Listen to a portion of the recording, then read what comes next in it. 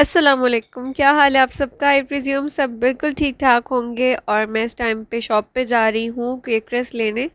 बच्चों ने कहा कि हमें पाइनएप्पल केक खाना है, तो मेरा मूड नहीं हो रहा था कि मैं केक बेक करूँ, तो मैंने सोचा कि चलो डिज़र्ट बना लेते हैं विप्ड क्रीम और केक रेस के साथ पाइनएप्पल डाल के। तो इतनी ज़्यादा इजी है कि कोई 15 मिनट्स लगते हैं बनाने में, और टेस्ट भी बहुत ज़्यादा यमी होता है। और यमी इतनी बनती है कि हाथ में नहीं रुकेगा बिल्कुल। और इसके अलावा मेन्यू में हमने बनाना है अफ़गानी आशिक। तो घर चलते हैं और बनाते हैं अपनी चीज़ें। हाँ, जो भी स्टोरी सुना रहे हो उसमें के जो है भी नहीं बोलना और फिर जो है भी नहीं बोलना। मैं कार्टून देख रहा था हनी बनी, उसमें वो बैंक ऑफिसर ने कहा हनी को कि जो है जो है नहीं बोलना। ये अच्छा आपका चैलेंज है। अच्छा कि जो ये आपने बोला था तो मैं भी बोलूं कि हम आपको लोन दे हम मुझे लोन चाहिए, फिर जो है जो है नहीं बोलना। फिर जो है और तुम उधर बैठ के हंस रही हो। फिर हनी ने फिर जो है हनी फिर जो है मैं जो नहीं बोला जो नहीं बोला जो है बोला है, रिकॉर्ड हुआ है। फिर हनी ने बोला कि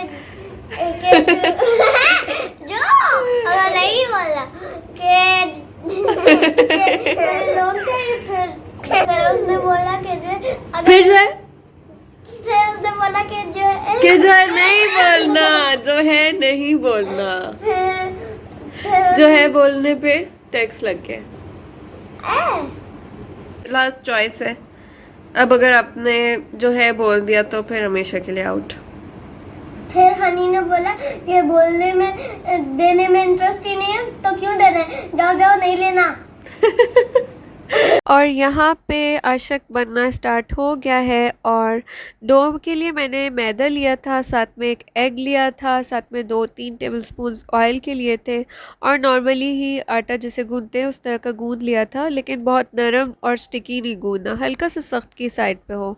साथ में यहाँ पे थोड़ी सी ग्रीन चिलीज़ हैं, गंदना है, धनिया है, काली मिर्च है, नमक है और ऑलिव ऑयल है। इससे हम करेंगे अपनी फिलिंग। और ये जो डो है इसको हमने सिमेट्रिकल बेलना है और लंबी लंबी स्ट्रिप्स बेल लेंगे, ताकि हमारा काम जल्दी हो जाए। क्योंकि अगर हम छोटी छोटी पतली पतली रोटियां बनाएंगे तो बहुत ज़्यादा टाइम लग जाएगा छोटे छोटे स्क्वायर्स काटने में।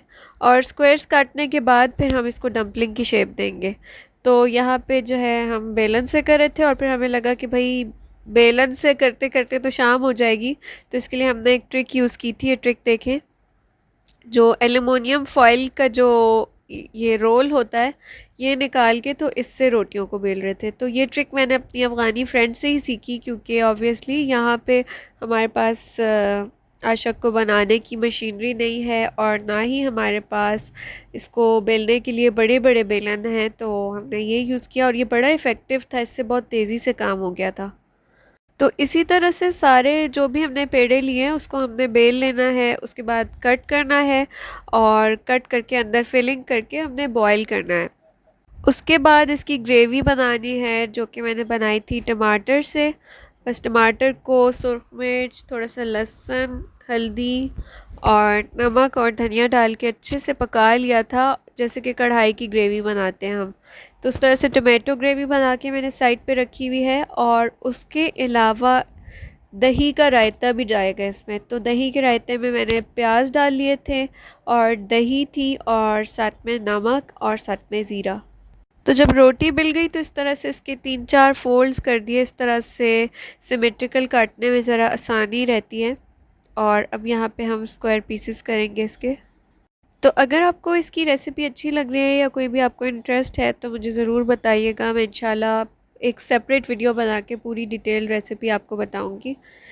तो यहाँ पे इसकी स्ट्रिप्स जो है वो एक दूसरे के ऊपर रख रहे हैं, और उसके बाद हमें कट्स लगाने हैं इक्वल इक्वल। ये इतना लाइट बनता है, इतने मज़े का बनता है, और लो कैलोरी भी है, और वेज इनटेक भी इससे काफ़ी अच्छा हो जाता है, क्योंकि इसके अंदर पूरी फिलिंग गोई होती है, और दही के अंदर भी हमने प्याज और धनिया वगैरह डाला होता है। तो हमने सारे डो को स्क्वायर में काट के रख लिया है, और इस टाइम पे हो रही है फिलिंग। तो फिलिंग का ज़रा तरीका देख लें। बीच में हमने इसके ये फिलिंग रखी और उसके बाद साइडों से इसको ट्विस्ट कर दिया। तो ये मुझे सीखने में बड़ा टाइम लगा था, लेकिन अब मैं सीख गई हूँ। और पानी हमने बॉईल कर लिया, और जब पानी अच्छे से बॉईल हो रहा था तो हमने सारे डम्पलिंग्स पानी के अंदर डाल दिए। और ये बॉईल करने का टाइम वेरी करता है आपके डम्पलिंग्स के साइज़ के ऊपर और थिकनेस के ऊपर। तो मुझे लगे थे तकरीबन 8 मिनट्स, और आप अपना देख लीजिएगा कि कब तक ये रेडी होता है। और साथ में हमारे पास टमाटो ग्रेवी है, और दही भी हमने साइड पे रखी हुई है, और लेयरिंग करनी है। तो ये देखिए फाइनल लुक है। थोड़ा सा ऊपर से पुदीना भी डाला है, दही भी है और टमाटो ग्रेवी भी है। तो अब ट्राई करते हैं इसको और देखते हैं कि कैसा लग रहा है।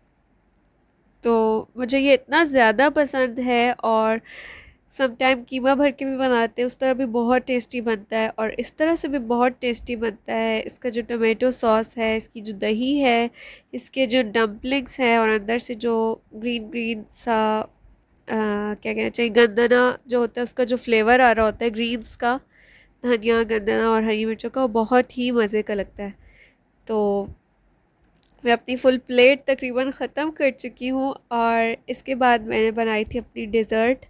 तो डिज़र्ट इतनी ज़्यादा आसान है, इतनी ज़्यादा आसान है कि मुझे लगता है इससे आसान कुछ भी नहीं है। इसमें तो मेरे ख़्याल से कोई मिक्सिंग की भी ज़रूरत नहीं है, अगर आपकी क्रीम जो है वो स्वीट है।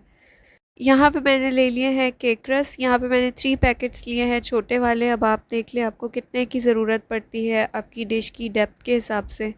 और केक रस की लेयर लगाने के बाद हमने उस पर रख दिया पाइनएप्पल, और अच्छे से आपने मॉइस्ट करना है केक रस को, और उसके ऊपर पाइनएप्पल डाल के ऊपर से डालनी है क्रीम। तो क्रीम मैंने शुगर डाल के व्हिप करके रख ली थी। अगर आपकी क्रीम मीठी है तो आपको शुगर डालने की ज़रूरत नहीं है, और अगर आपकी क्रीम मीठी नहीं है तो आप शुगर या कंडेंस मिल्क से उसे मीठा कर सकते हैं। तो बस यही लेयर्स हमने 2 बार रिपीट करनी है, और हमारी बहुत ही ज़बरदस्त सी, बहुत ही हैवी सी, मज़ेदार सी डिज़र्ट रेडी हो जाएगी, और कोई जज भी नहीं कर पाएगा कि आपने इतनी जल्दी बनाई है ये। पाइनएप्पल केक खाने की अगर क्रेविंग हो रही हो तो आप ये डिज़र्ट बना के आराम से खा लें, बिल्कुल भी कोई डिफरेंस नहीं लगेगा, बल्कि शायद उससे ज़्यादा ही यमी लगेगी। तो यहाँ पे बस मेरी डिज़र्ट रेडी हो चुकी है। अब मैं इसके ऊपर से थोड़ी सी टॉपिंग करती हूँ, और इसको 3 से 4 आवर्स के लिए फ्रिज में रख देती हूँ। डेकोरेशन के लिए मैं इसके ऊपर से डालूँगी केक रस। जो थोड़ा सा बच गया था उसको मैंने पाउडर बना लिया था, और आप चाहे तो आमंड से भी कर सकते हैं, और जैसे आपको अच्छा लगे ग्लेज़ चेरीज़ से भी कर सकते हैं इसकी डेकोरेशन। मैं जो है इसकी केक रस से ही कर रही हूँ। तो बस मैंने केक रस का पाउडर साइडों पे इसके डाल दिया, और बीच में मैंने पाइनएप्पल्स रख दिया, और बस हमारी ज़बरदस्ती डिज़र्ट रेडी है। इसको मैं अब रैप करके फ्रिज में रख दूँगी 3 से 4 आवर्स के लिए। और रैप करना इसलिए ज़रूरी है ताकि हमारी डिज़र्ट ड्राई ना हो जाए, तो अच्छे से इसको रैप करना है। अब 3 आवर्स के बाद ये डिज़र्ट मैं निकालूंगी और आप लोग के साथ ही ट्राई करूंगी। तो डिज़र्ट को फ्रिज में रखे हुए 3 से 4 घंटे हो चुके हैं, और अब ये रात का टाइम है, और हम ये डिज़र्ट इंजॉय कर रहे हैं। तो चलें काट के देखते हैं कि किस तरह की लगती है। इसके पीस भी बिल्कुल केक की तरह ही निकलते हैं, और बहुत ही मज़े की लगती है। बस एक बात का ख्याल रखना है, पाइनएप्पल जूस इस पर आपने अच्छे से डालना है। तो इन्होंने सब ने मिलके इतनी ज़्यादा ही डिज़र्ट खाई थी कि खाना ही नहीं खाया था, और मेरी फैमिली की ये बहुत फेवरेट डिज़र्ट है। तो यहाँ पे मैं भी डिज़र्ट खा रही हूँ, और आपसे लेती हूँ इजाज़त।